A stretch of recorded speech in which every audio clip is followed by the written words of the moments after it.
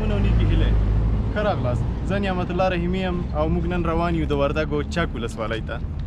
شا سیټ کې د موټر صفی الله ناصري دی هغه دی او پسې رحیمي صاحب دی او اسرار دی نو موږ ټول روان یو بېګا ته د ما مېلمانه دي. ملګرو موټر خراب شوی دی لکه څنګه چې وینئ اوبه ترې تللي دي لیټر کې مشکل ده نو پوهېږم چې دا خو اوس به دوه نور ملګري تللي دي مستري به راولي او دا د قدرمن ناصري صاحب هم راغی.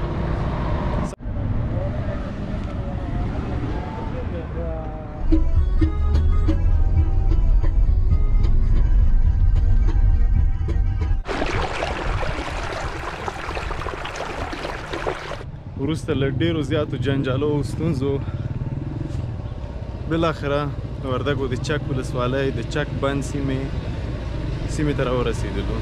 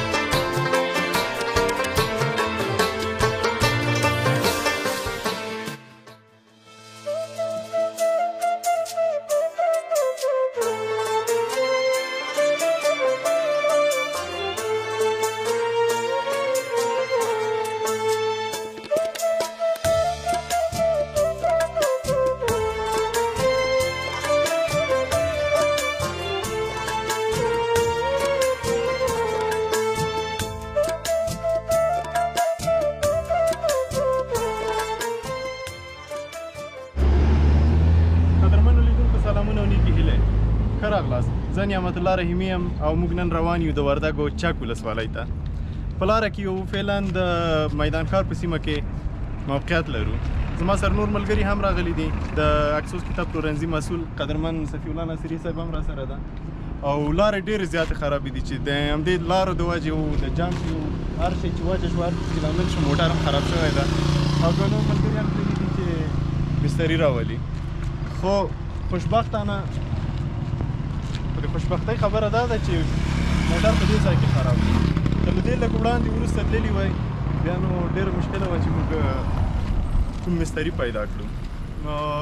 راځئ ناصري صاحب سره به هم خبرې ولرو. بل ملګری هم د کمرې شاته دی خو نه غواړي چې په ویډیو کې راشي. 5 minutes later. ملګرو موټر خراب شوی دی لکه څنګه چې وینئ اوبه ترې تللي دي لیټر کې مشکل ده نو پوهېږم چې دا خو اوس به دوه نور ملګري تللي دي مستري به راولي او دا د قدرمن ناصري صاحب هم راغی. سلامونه قدرمن ناصري صاحب. وعلیکم السلام. خیر الحمدلله شکر. څه خبرې دي؟ آرام آرامي خیرات دی. موټر خراب شوی؟ داسې لږ خراب شوی دی نو لیدونکو ته مې ویل چې لارې ډېرې زیاتې خرابې دي او اناونس مې وړاندې کړ د خپرونې. د دې وروسته به نوره په چک ولسوالۍ کې دوام ورکوو د لار د لاړ ویډیوګانې به دوی ته وړاندې کړو. څنګه خوښه ده؟ انشاءالله شاید هغو طرفو ته لاره لږ سمه وي او که پخه هم نه ده خو داسې برابره ده چې یعنې که لږ ورسره بلد وي کولی شي په اسانۍ پکې مخته ولاړ شي. نو سمه ده قدرمن لیدونکو د لارې په لاړ کې به سره ګورو.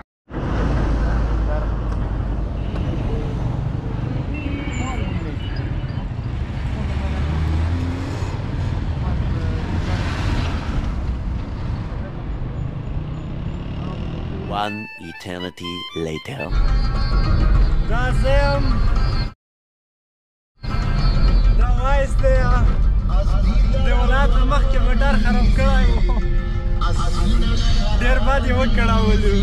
هو چې په وردګ کې شوخي وکړه په کور کې تورانداز ته وې اوس یم توره وکړه روان یو د چک ولسوالۍ د مړې ګل مشاعرې ته او شا سیټ کې د موټر صفی الله ناصري دی هغه دی او پسې رحیمي صاحب دی او اسرار دی نو موږ ټول روان یو بېګا ته د ما مېلمانه دي.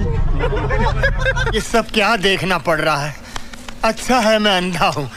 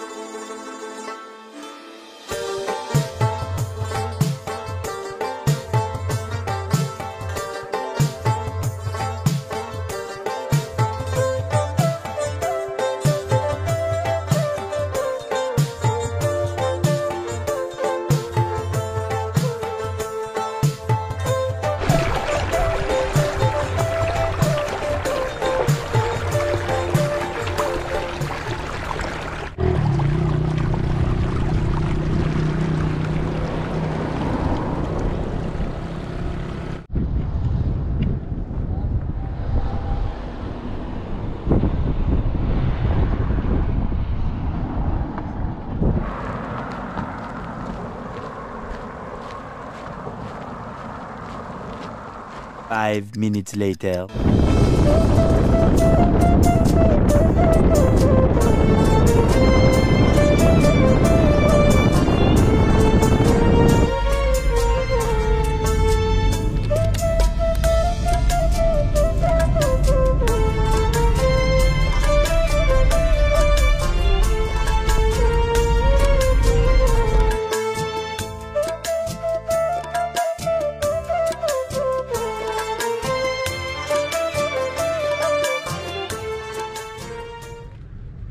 یو ځل بیا سلامونه قدرمن لیدونکو.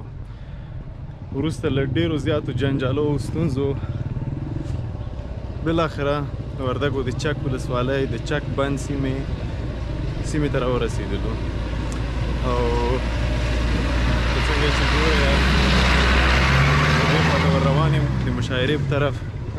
موټر خراب شو څو ځلې او په بل موټر کې راغلو. د ناصري صاحب دوی موټر مو پرېښودل هاخواته.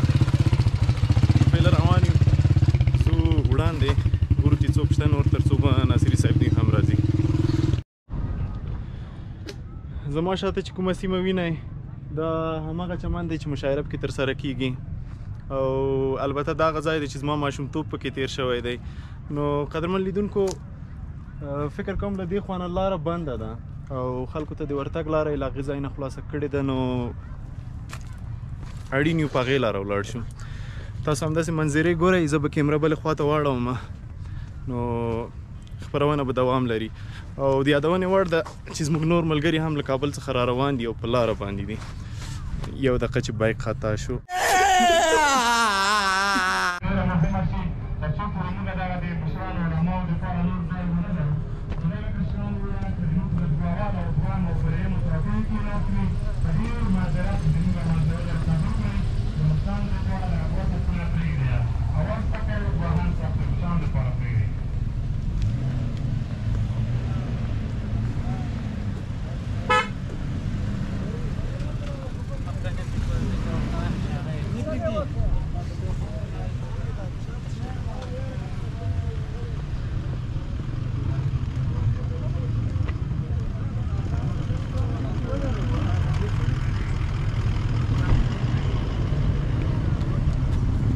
لیدونکو واقعیت زیات ستړی هم شوم تاسو ما وینئ چې زه چیرته یم.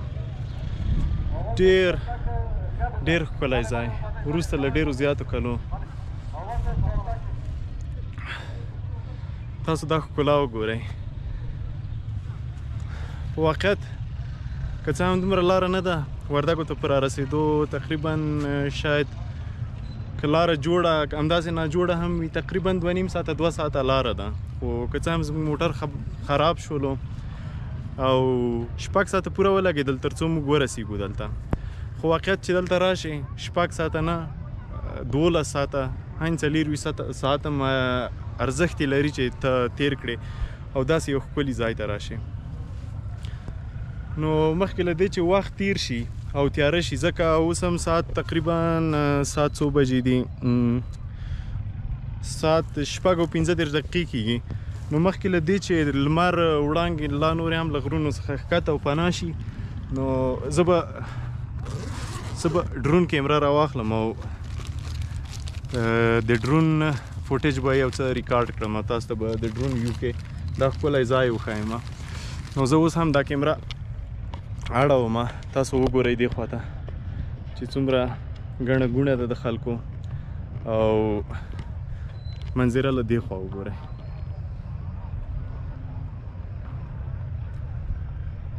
که دا تاسو ته ښکاري ځکه زه په وایډ انګل کې د اوس ویډیو ریکارډ کوم، دا چمن په چمن کې له خلکو څخه موټر ډیر زیات دي او که بیا خلکو ته وګورئ خلک خو واقعیت له موټرو څخه ډیر دي، ځکه هر موټر کې 4-5 کسان راغلي دي. نو زه به دا کیمره دلته کېږدم، تاسو ما له دې خوا ګورئ، زه به ډرون والوزوم.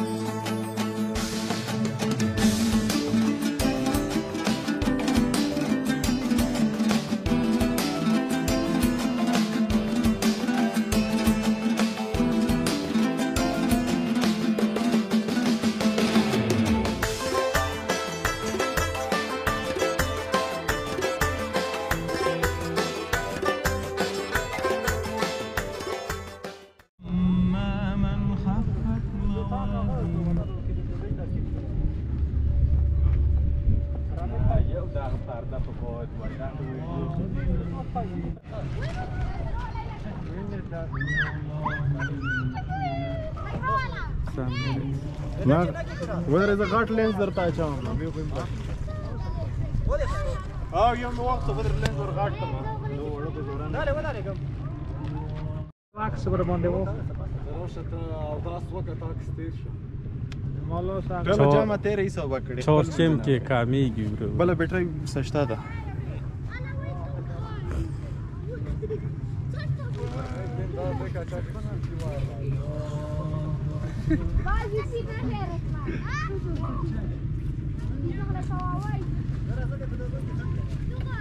ودر دا لینز ور واچي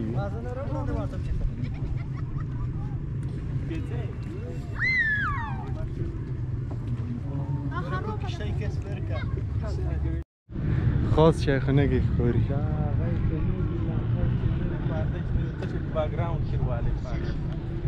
په پرده کې بیکګراوند سره کم والی تک تور تیاره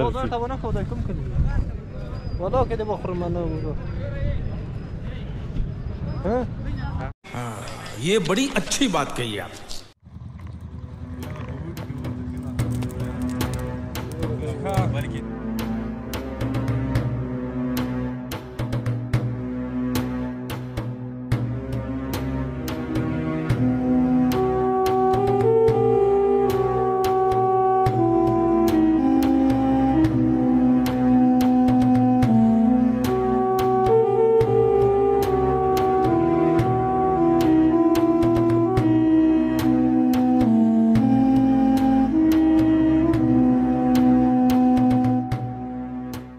Day 2.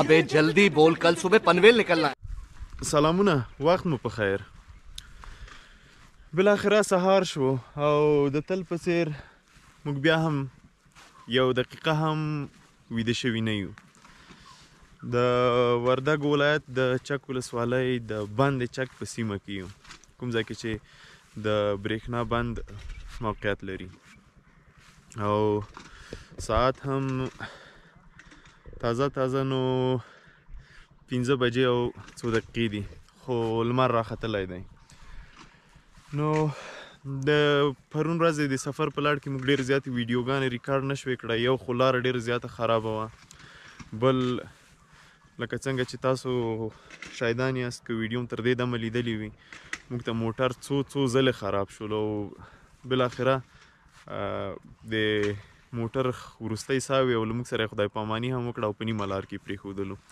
نو له هغې وروسته په بل موټر کې موږ راغللو تیاره وه او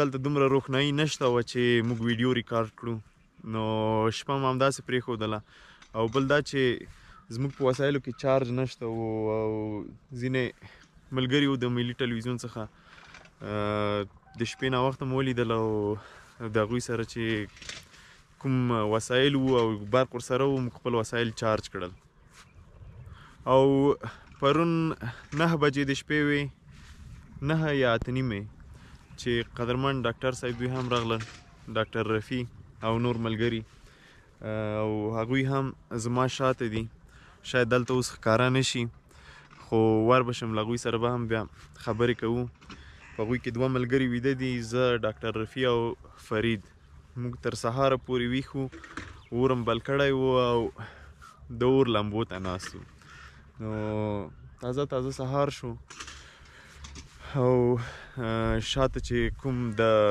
مڼې ګل مشاعرې لپاره کوم وسایل راوړل شوي وو له کابل څخه یا هم له هر ځای څخه چې وو څوکۍ قالینې او توشکې او دا شیان چې دي نو هغه بیرته ټولوي او کابل ته یې وړي او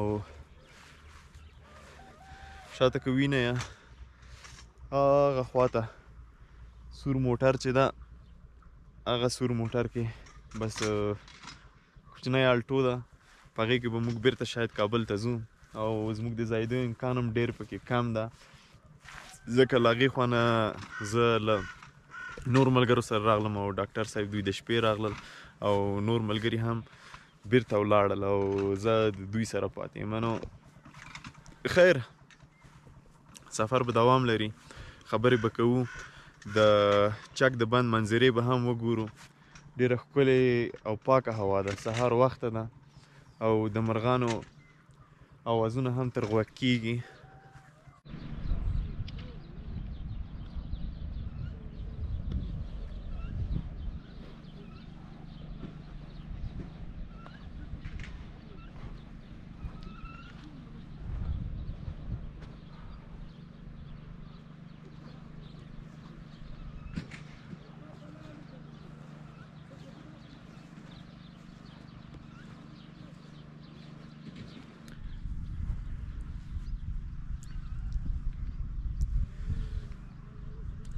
اوه بجې کېږي، 2 دقیقې پاتې دي او ملګرو ټول وسایل راټول کړي دي او وایي چې ځو ښکته یا هم شاید بیرته کابل ته روانېږو. نو په بښنې سره چې ویلاګ ډېر زیات بې پلانه شولو، په راتګ کې هم موټر زیات مشکلات پیدا کړل، د هغې له وجې لاره هم خرابه وه، موږ صحیح تصویرونه وانه شو اخیستلی او دا دي په بیرته راتګ کې هم معلومه نه ده چې دوی کابل ته ځي یا هم ښکته کوم ځای ته ځي. خو خیر د لارې په لړ کې به تصویرونه ګورو، له موږ سره اوسئ.